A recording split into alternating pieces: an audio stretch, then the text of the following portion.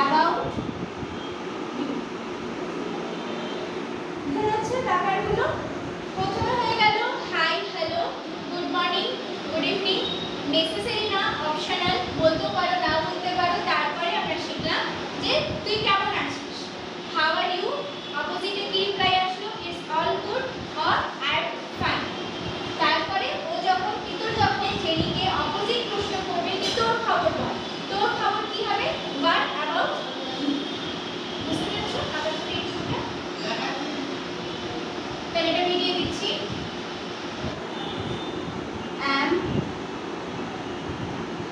and are এর use, এই তিনটার ইউজ আমরা শিখব।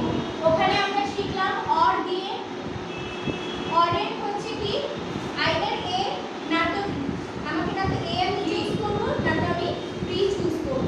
অ্যান্ড এর মানে কি, অ্যান্ড হচ্ছে এ এবং বি দুটো, যখনই এ অর বি, অর এর এখানে কি কাজ হলো, না তো আমি এ চুজ করব না তো বি চুজ